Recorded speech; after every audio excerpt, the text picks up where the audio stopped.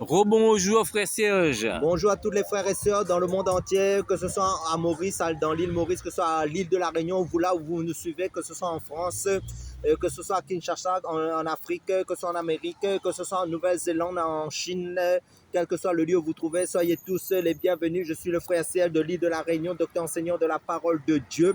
Et soyez tous les bienvenus pour les nouvelles personnes qui se connecteront à la chaîne aussi. Nous allons parler sur Jésus-Christ, le grand sacrificateur selon l'ordre de Melchisédek. En fin de compte, c'est une nourriture solide parce que certaines personnes ont des difficultés aussi à comprendre ce passage. Et nous allons l'expliquer par la grâce de Dieu. Et nous plaçons ce moment entre les mains du Seigneur. Père, merci pour ta grâce. Merci encore d'illuminer les yeux de nos cœurs dans la compréhension de ta parole pour que mon frère, ma soeur soit éclairé à la lumière de tes saintes écritures, Papa, dans le nom puissant du Seigneur Jésus-Christ. Merci pour l'œuvre de la croix. Merci pour le salut de nos âmes. Merci de nous garder dans la persévérance en ton Fils Jésus-Christ. Merci, Père Saint, à toi toute la gloire, la louange, l'honneur d'éternité en éternité, car tu es Dieu, Seigneur Jésus-Christ, tu es notre Elohim, Yahushua Mashiach, notre Seigneur Jésus-Christ. Amen. Nous allons prendre Genèse. Je donne un bonjour aussi à l'Hexagone. Je donne un bonjour aussi à toutes les personnes qui nous combattent sur cette chaîne YouTube avec des commentaires. Ce ne sont pas nos ennemis, hein, ce sont des frères qui sont là-bas. Et le Seigneur va les éclairer là-bas. Hein. Amen. Donc, je prends Genèse chapitre 14, verset 1. Dans le temps d'Amraphel, roi de Chidéa, Adajok, roi d'Elaza, et Gedalaomer, roi d'Elaam, et de Tidéal, roi de Gojin, il arriva qu'il fit la guerre à Béra, roi de Sodome. Donc là, nous voyons qu'il y a eu une guerre. Mais si nous allons en fait dans le livre à partir du verset 17 de Jean chapitre 14, il nous est dit: après qu'Abraham fut revenu vainqueur de Gedalaomer et des rois qui étaient avec lui, le roi de Sodome sortit à sa rencontre dans la vallée de Chavé, qui est la vallée du roi. Melchisédek, roi de Salem, qui signifie roi de paix, et fit apporter du pain et du vin. Là, nous voyons la croix qui est le pain et le vin, l'œuvre de la croix, et le repas du Seigneur, qui c'était une préfiguration, qui était encore un mystère dans le temps d'Abraham. Il était sacrificateur, c'est-à-dire Melchisédek était sacrificateur du Dieu très haut. Il bénit Abraham et dit: béni soit Abraham par le Dieu très haut, maître du ciel et de la terre. Béni soit le Dieu très haut qui a livré tes ennemis entre tes mains. Et Abraham lui donna la dîme de tout. Là, nous voyons en fait Melchisédek, qui signifie, son nom qui signifie roi de paix. Et en fin de compte, fit apporter du pain et du vin à Abraham, en fin de compte, et Abraham et bénit Abraham, et en fin de compte, et là, Abraham lui donna la dîme de tout. Là, nous voyons, en fin de compte, nous allons, là, c'était un mystère dans l'ancienne alliance, c'était une préfiguration, c'était la théophanie. Théophanie, ça veut dire c'était l'image de Christ que nous allons développer, que vous allez comprendre dans le livre d'Hébreux. Chapitre 4 en fin de compte, je commence allons dans le livre d'Hébreux, en fin de compte, verset 7. Je commence à partir du verset 14. En fin de compte, ainsi, puisque nous avons un grand souverain sacrificateur qui a traversé les cieux, Jésus, le Fils de Dieu, demeurons fermes dans la foi que nous professons, car nous n'avons pas un souverain sacrificateur qui ne puisse compatir à nos faiblesses. Au contraire, il a été tenté comme nous en toutes choses, sans commettre de péché. Approchons-nous donc avec assurance du trône de la grâce afin d'obtenir miséricorde et trouver grâce pour être secourus dans nos besoins. Et en fait, chapitre 5, il nous dit: en effet, tout sacrificateur est pris du milieu des hommes et établi par les hommes dans les services de Dieu afin de présenter des offrandes et des sacrifices pour les péchés. Il peut avoir de la compréhension, en fin de compte, pour les ignorants. Nous allons un peu... tu me prends, après tu me redonnes je te donne la parole. Hébreux 7, verset 1. Après, je te redonne la parole. Oui, amen. En effet, ce Melchisédek était roi de Salem, c'est-à-dire roi de paix. Là, nous retrouvons dans Hébreux chapitre 7, sacrificateur du Dieu très haut. Il alla au devant d'Abraham lorsqu'il revenait de la défaite des rois, il le bénit et Abraham lui donna la dîme de tout. Il est d'abord roi de justice d'après la signification de son nom, ensuite roi de Salem, ça veut dire de paix toujours. Pour ceux qui ne sauraient pas, c'est-à-dire roi de paix, là, il nous expliquait de cela. Il est sans père, sans mère, sans généalogie. Il n'a ni commencement de jour, ni fin de vie, mais il est rendu semblable au Fils de Dieu. Ce Melchisédek demeure sacrificateur à perpétuité. Fils de Dieu qui est, excuse-moi, le Fils de Dieu qui est le Fils de Dieu là? En fin de compte, là, nous voyons Jésus-Christ à travers ce passage, en fin de compte. Donc, même si c'est demeure sacrificateur perpétuel, ça veut dire cela est intransmissible en fin de compte. Parce que là, quand Dieu a dit Melchisédek, en fin de compte, il n'y a ni père, ni mère, ni commencement de vie, ni fin de vie. Jésus n'a ni père, ni fin de vie. Amen. En fin de compte, quel homme qui a ni père, ni mère? Et je ne vois pas. Hein? Amen. Parce que si nous allons dans Jean chapitre, en fin de compte, le livre de Jean chapitre 8, qu'est-ce qu'il nous dit? Verset 58. Le verset 58 nous est dit, là Jésus dit, en fin de compte de lui-même, Jésus leur dit, en vérité, je vous le dis, avant qu'Abraham fût, je suis. Là, nous voyons la divinité de Jésus-Christ. C'est vrai que dans le livre de la Genèse, dans le début de la Bible, en fin de compte, il se dit que Melchisédek est venu vers Abraham, en fin de compte, avec du pain et du vin, qui était une théophanie de Christ, l'image, une préfiguration de Christ. Et là, Jésus, dans son ministère terrestre, de son vivant en tant qu'homme, quand il était sur la terre, il fait rappeler ce passage aux Israélites, en fin de compte, qui le persécutaient, pour lui dire qu'avant qu'Abraham fût, je suis. Parce que dans le livre d'Hébreux chapitre 13, verset 8, il nous dit Jésus-Christ est le même hier, aujourd'hui et éternellement. Et rappelez-vous de l'histoire de Moïse, quand Moïse, Dieu l'a visité dans le buisson ardent et Moïse a demandé à Dieu, quel est ton nom? Il a dit, je suis. Donc, Dieu a envoyé et il a donné son nom. Et en fin de compte, là, nous voyons comment Jésus, en fin de compte, parce que là, Dieu s'est révélé à Moïse, en fin de compte, là, Moïse, Dieu s'est révélé à Abraham aussi, mais Dieu, en fin de compte, c'était des hommes de Dieu. Et là, Dieu se révèle aussi aux Juifs, en fin de compte, parce qu'ils ne croyaient pas que Jésus était Dieu venu les sauver. Donc, Jésus était à la fois le sacrificateur, Jésus était le sacrifice, parce qu'il dit comment le sang, quand vous prenez Hébreux chapitre 9, en fin de compte. Verset 11. Verset 11, en fin de compte. Si nous allons dans le verset 11 Hébreux chapitre 9, mais Christ est venu comme souverain sacrificateur des biens à venir. Il a traversé le tabernacle plus grand et plus parfait qui n'est construit ni de main d'homme, c'est-à-dire qui n'est pas de cette génération. En fin de compte, et il est entré une fois pour toutes dans le lieu très saint, non avec le sang des boucs et des veaux, mais avec son propre sang, ayant obtenu une rédemption éternelle. Car si le sang des taureaux et des boucs et la cendre d'une vache répandue sur eux, ceux qui sont souillés, sanctifient et procurent la pureté de la chair, combien plus le sang de Christ qui, par l'Esprit éternel, s'est offert lui-même sans tâche à Dieu, purifiera-t-il votre conscience des œuvres mortes afin que vous serviez le Dieu vivant. Amen, alléluia. C'est pour ça qu'il dit le sang de Jésus nous purifie de tout péché. Et le diable a peur du sang de Jésus. Frère Serge, pour revenir, quand dans Jean 8, verset 58, quand Jésus me dit avant qu'Abraham fût, je suis, en fait, compte. Hein. Après, il dit Abraham a vu mon jour. C'est de ce verset. Je ne me souviens plus quel verset dans Jean 8. Ça. Avant qu'Abraham fût, je suis. Oui, oui. Et après, j'aime ça. Abraham a vu mon jour. Amen. Je ne me souviens plus que ce verset-là. Hein. Oui, en fait, quand Jésus, en fait, quand ils ont compris, hein, quand Jésus dit avant qu'Abraham. Et comme ça, Abraham a vu mon jour, les pharisiens ont compris, là, ils ont compris que Jésus n'a pas 50 ans. Oui, oui. En fait, quand là, il parle de la rencontre, lui, avec Melchisédek. C'est lui qui est Melchisédek, hein. Là il parle d'Abraham, hein. Amen, amen. Le vin. Parce que Melchisédek n'a ni commencement de vie, ni fin de joie. Qui n'a ni commencement de vie, ni fin de joie, c'est à part que c'est Jésus-Christ, notre Dieu Tout-Puissant. Parce que dans le livre d'Ésaïe, chapitre 9, il dit qu'un enfant nous est né, un fils nous est donné, la domination reposera sur son épaule, on l'appellera admirable, Dieu puissant, Père éternel, Prince de la paix. Là, nous voyons la divinité. Dieu s'est manifesté à Abraham. C'est pour ça que Abraham, c'est le père de la foi, n'oublions pas. Hein. Frère, tu as ce verset-là, je n'ai pas en tête le verset quand il dit ce verset, ça, et Abraham a vu mon jour.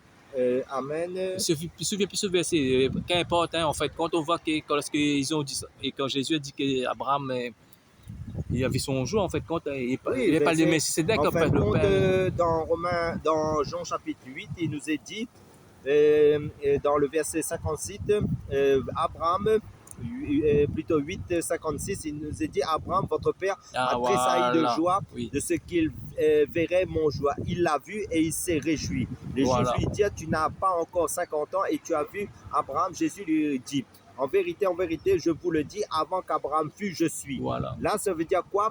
Jésus est... Parce que si vous remontez dans la Genèse, ça veut dire que Dieu, qui est la lumière, en fin de compte, c'est Jésus. C'est ça qu'il faut comprendre. Jésus était bien là avant la création du monde. C'est ça, il a toujours existé. Et comme je vous l'ai dit, il est la divinité, il est divin parce qu'il a reçu, ça veut dire qu'il avait la plénitude de la divinité, il est Dieu. Mais il est venu en chair, c'est cet homme pour nous sauver en tant qu'homme. Frère Serge, tu as dit, je ne sais pas exactement le verset dans Hébreux 7, je pense, c'est ça, Melchisedec, en fait, quand c'est son sacrificateur, veut dire ça, il est intransmissible, et Jésus, son sacrificateur, veut dire il n'y a pas de sacrificateur, hein? Non, il n'y a pas de grand sacrificateur. Il y a deux sacrificateurs. Parce qu'en fin de compte, dans l'ancienne alliance, le grand sacrificateur, en fin de compte, il mourait. Donc, à chaque année, il répétait les sacrifices pour rappeler, en fin de compte, leur péché aussi. Mais Jésus est rentré une fois pour toutes dans le lieu saint avec son propre sang. C'est ça qu'il faut comprendre, parce que dans le livre d'Hébreux, il nous est parlé de ça, du sacrifice de Jésus. Parce qu'il est très parce important. Qu'il dit, le sang d'Abel crie vengeance, mais le sang de Christ, en fin de compte, demande pardon pour nous, en fin de compte. C'est pour ça, à la croix, Jésus a dit, Père, pardonne-leur. C'est ça, en fin de compte. Parce que là, il est très important, parce que Hébreux 7, se prend Hébreux 7 et il y a deux sacrificateurs, hein, parce qu'il est intransmissible. Intransmissible, c'est la même personne. Hein, et vous savez, en fin de compte, une autre révélation, jusqu'à ce jour, Jésus-Christ est notre avocat dans les cieux. Ça veut dire qu'il intercède pour son Église. Ça veut dire que Jésus-Christ joue le rôle du grand souverain sacrificateur. Déjà sur la terre, quand nous avons prêché dans une vidéo auparavant, nous avons prêché sur l'évangile de Jean chapitre 17, que Jésus est intercédé. En fin de compte, sur la terre, il a joué le rôle du grand souverain sacrificateur pour son Église et pour les personnes qui se donneraient à Christ que seulement Jésus connaît. Donc, ça veut dire quoi? Jusqu'à ce jour, il nous est dit que nous avons un avocat dans les cieux qui intercède pour nous, qui est Jésus-Christ lui-même. Et c'est notre avocat. Et son sang plaide mieux que le sang d'Abel. Et c'est le sang, et un sang éternel. Ça veut dire le sang de Christ. Parce que nous avons dit que Jésus n'a ni père, ni mère, ni commencement de vie, ni fin de vie. C'est ça. Le même similitude que Melchisedec. Hein? Amen. C'est pour ça que dans le livre de, Hébreux chapitre 8, il dit, le point capital de ce qui vient d'être dit, c'est que nous avons un tel souverain sacrificateur qui s'est assis à la droite du trône de la majesté divine dans les cieux, comme ministre du sanctuaire et du véritable tabernacle qui a été dressé par le Seigneur et non par un homme. Tout souverain sacrificateur est établi pour présenter des offrandes et des sacrifices. Il est donc nécessaire que celui-ci aussi a quelque chose à présenter, aussi quelque chose s'il était sur la terre. Il ne serait pas sacrificateur, puisque là sont ceux qui présentent des offrandes selon la loi. Il s'élève donc un culte et homme des choses célestes, comme Moïse en fut divinement averti lorsqu'il allait construire le tabernacle, et soin lui fut-il dit de tout faire d'après le modèle qui a été montré sur la montagne. Et maintenant, il a obtenu un ministère de temps supérieur qui est le médiateur d'une alliance plus excellente qui est établie sur une meilleure promesse. Ça veut dire quoi? Ça veut dire que Christ nous a ouvert l'accès à la nouvelle alliance par son sacrifice à la croix en tant que grand souverain sacrificateur qui est intransmissible. Ça veut dire qu'il a tout accompli à la croix. Et même maintenant, en fin de compte, ce rôle de grand souverain sacrificateur qui est à la fois roi qui est assis sur le trône et en fois roi de justice, roi de paix, et celui qui intercède pour son Église, ça veut dire qu'il a tout fait. Et vous savez, dans le temple, il y avait des symboles tout ce qui se trouve dans le temple c'était une ombre de Christ en fin de compte, pour décrire en fin de compte que ce soit le lieu saint, que ce soit les tables des pains, que ce soit le chandelier, que ce soit les tables de l'alliance, tout ça là, c'est l'image de Christ en fin de compte, qui était un mystère qui décrit Christ en fin de compte. Et nous avons été créés à l'image de Christ, régénérés par son esprit. Donc ça veut dire que nous sommes en Christ et c'est lui le temple, nous sommes dans le temple en fin de compte qui est Christ. Pour rebondir en fait, comme tu as dit pour les gens qui nous écoutent, hein, en fait, quand tu as dit qu'il n'y a pas de sacrificateur, parce qu'en fait, parce que nous avons dit que le sacrificateur de Melchisedec, il est intransmissible, et Jésus est intransmissible, il n'y a pas de sens, c'est le même similitude. Hein. En fin de compte, ce qu'il faut comprendre, quand vous voyez l'omniscient, l'omnipotent, l'omniprésent du Seigneur qui est intransmissible parce que Dieu, en fin de compte, il a toutes ces caractéristiques-là. Ça veut dire nous sommes des créatures, nous. Ça veut dire nous serons toujours des créatures, des nouvelles créatures. Mais le rôle de grand souverain sacrificateur, ça veut dire qu'il a obtenu de Dieu lui-même, qui est lui-même.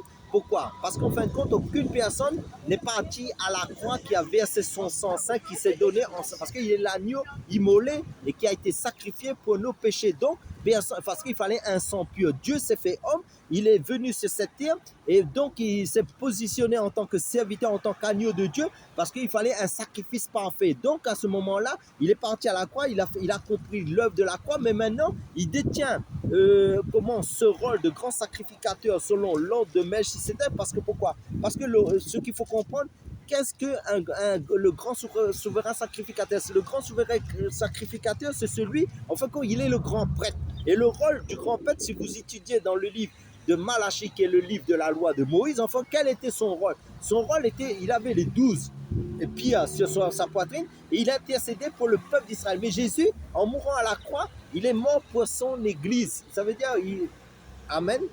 En fait, quand on voit beaucoup de chrétiens, en fait, quand croient que Jésus apparaît simplement de 4 évangiles, en fait, quand non, de l'Ancien Testament, c'était des imagés, comme ça, c'est des théophanies, des préfigurations. Frère, par exemple, on voit que Jésus, en fait, quand tu prends Acte 4, verset 12, hein, ce verset est venu sur oui, mon parce cœur. qu'il dit il n'y a de salut en aucun autre nom. Après, je vais te donner Éphésiens 2, verset 13. Verset 4, verset 12, nous parle du salut en fin de compte en Christ. Et là, il parle plus maintenant, mais c'est parce que là, maintenant, c'est la réalité, hein, parce que dans ce testament, c'est l'ombre. Maintenant, c'est la réalité. Hein. Et là, il ne parle pas de Melchisédek. Ça veut dire que c'est la révélation pour l'Église.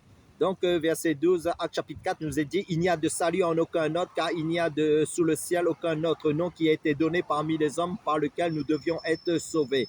Donc, il y a un seul médiateur entre Dieu et les hommes, Jésus-Christ, homme, qui s'est donné en rançon pour tous les hommes. Est-ce qu'il parle de Melchisédek là? Non, là, il ne parle pas de Melchisédek. Là, il est question parce que Jésus-Christ, c'est là, verset 11, avant le verset 12, il dit, Jésus-Christ est la pierre rejetée par vous qui bâtissez et qui est devenue la pierre principale plutôt. Et il n'y a de salut, verset 12, en aucun autre nom. Aucun autre, car il n'y a sous le ciel aucun autre nom qui a été donné parmi les hommes par lequel nous devions être sauvés. Donc, Jésus-Christ est le rocher déjà et l'ancien des jours. Là, il nous est parlé, Jésus-Christ est la pierre rejetée par vous. Ça veut dire les religieux ont rejeté Christ. Mais maintenant, ceux qui ont accepté Jésus-Christ, ça veut dire Jésus-Christ est leur fondement, est le rocher à laquelle ils sont dessus, qui s'appuient dessus, qui est inébranlable. Donc, en Jésus-Christ, nous sommes assis sur le rocher éternel. Ça veut dire le rocher qui est Dieu lui-même, qui est Jésus-Christ notre sauveur. Amen. Donc le salut se trouve seulement en Jésus-Christ. Parce que là, Pierre a prêché dans Acte 4 pour que les personnes se donnent à Christ et pour le salut de leur âme. Il n'y a pas d'autre solution que Dieu nous a donné que son Fils Jésus-Christ est le seul grand souverain sacrificateur qui, en fin de compte, qui n'est pas transmissible, qui est le Seigneur Jésus-Christ, parce que dans l'ancienne alliance, le rôle du grand sacrificateur était transmissible, mais maintenant, ils offraient des sacrifices qui étaient des ordonnances charnelles, mais maintenant, c'est les spirituels maintenant. Ça veut dire Christ est mort, a versé son sang, tout est accompli, c'est ça qu'il faut. C'est pour ça que le temple à Jérusalem, ce n'est plus le temple physique.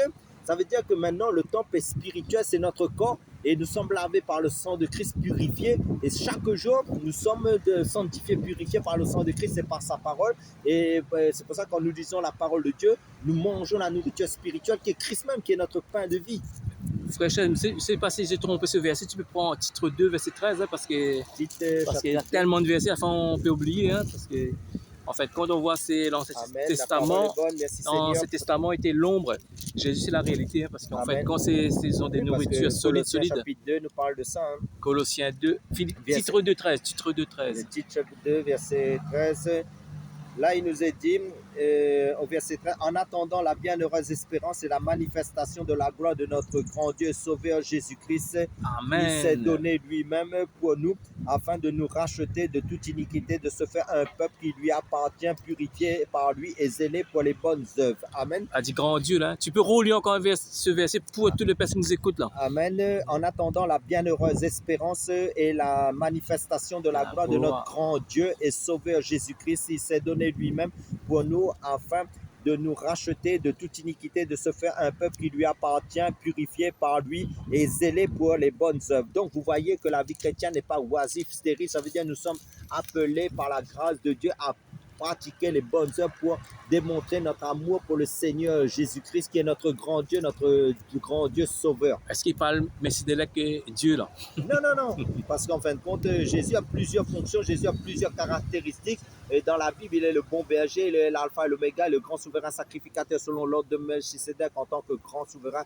sacrificateur selon l'ordre de Melchizedek, comme je l'ai dit, qui est intransmissible. Il est notre pain de vie, il est la parole de Dieu, il est le roi des rois, le Seigneur des seigneurs, et il est fidèle. Il est, comment dire ça, il a plusieurs noms. Quand vous lisez pas ça, la parole de Dieu est tellement riche et variée qu'il nous parle d'une seule personne infiniment infinie, qui est notre Seigneur Jésus-Christ, qui est notre Elohim, qui est notre Eloah, qui est notre Yahweh, qui est notre Dieu, qui est notre Seigneur des seigneurs, le Seigneur Jésus-Christ. C'est lui la seule solution, car il est le chemin, la vérité et la vie. Il n'y a pas d'autre nom qui nous a été donné sous le ciel par lequel nous devrions être sauvés que le nom du Seigneur Jésus-Christ. Amen. Frère, si tu peux faire un appel aussi, des personnes qui ne croient pas à notre enseignement, ils pouvaient venir sur place pour qu'on partage la parole, hein, parce qu'au lieu de faire sur comment dire ça, le commentaire, et parce qu'on ne va pas perdre du temps sur le commentaire, hein. Vous pouvez venir sur place si vous ne croyez pas à la divinité de Jésus, tout ça. Amen. Et on va vous accueillir avec de la simplicité, hein, de l'amour. Parce que hein. le Seigneur dit, celui qui croira en lui sera baptisé, sera sauvé. Donc je fais toujours un appel pour toutes les personnes qui ont à cœur de se faire baptiser du baptême d'eau. Comme il y a certains qui se font baptiser, il n'y a pas de problème, nous sommes à leur disposition aussi pour administrer le baptême d'eau par la grâce de Dieu pour ceux qui ont à cœur de se faire baptiser. Il n'y a pas de problème. Donc le grand souverain sacrificateur selon l'ordre de Melchizedek, c'est le Seigneur Jésus-Christ. Amen. Soyez tous bénis. À la prochaine vidéo. Sois béni.